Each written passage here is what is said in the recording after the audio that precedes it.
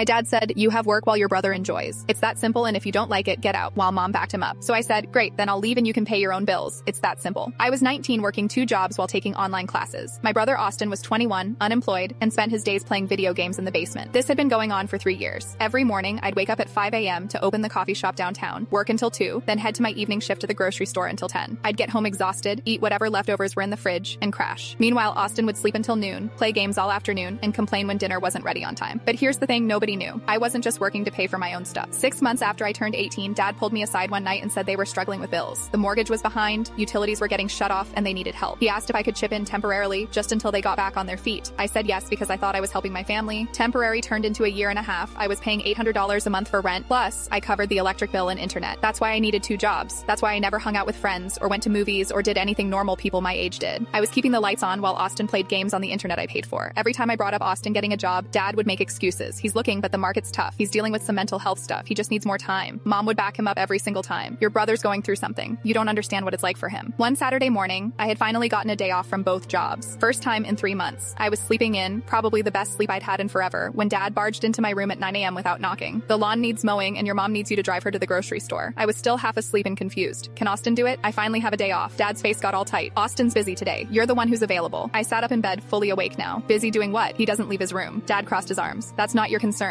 You live here, you help out. That's how it works." Something in me snapped. "I live here and I pay to live here. I work 70 hours a week and give you almost $1,000 a month. Austin contributes nothing." Dad's face turned red. "You have work while your brother enjoys. It's that simple, and if you don't like it, get out." I looked past him and saw Mom standing in the hallway. She just nodded in agreement with everything Dad said. That's when I realized they weren't ever going to change. This wasn't temporary. This was my life now, working myself to death while Austin did whatever he wanted. I got out of bed and walked straight to my closet, started pulling out clothes and stuffing them into trash bags. "What are you doing?" Mom asked, her voice getting panicky. "Leaving. You can pay your own bills. It's that simple." Dad laughed like I was joking. "You're not going anywhere. Where would you even go?" I pulled out my phone and called my friend Jessica. She'd been telling me for months that I could crash at her apartment if I ever needed to. She said yes immediately. Within 2 hours, I had most of my important stuff packed into my car. Mom kept following me around saying I was being dramatic and throwing away my family over nothing. Dad just stood there with his arms crossed, probably thinking I'd change my mind. Before I left, I did one final thing. I logged into the utility websites on my laptop and showed them the screen. The electric bill, the internet, even the water, all in my name because their credit was too bad to get accounts. "You have until end of month before everything gets shut off. Figure it out." Dad's face went white. He finally realized I wasn't bluffing. Mom started crying, saying I was abandoning them, that family helps family. I looked at Austin's closed bedroom door, could hear his game audio through the walls, and just walked out. I moved in with Jessica that night. She had a 2-bedroom apartment and her old roommate had just moved out, so the timing was perfect. 2 weeks later, Mom called me crying. The power got shut off and they couldn't afford to turn it back on. She begged me to come back, said they'd make Austin get a job, said things would be different. I told her I'd think about it and hung up. Austin got a job at a warehouse 3 days after the internet got disconnected. Guess he needed it more than I thought.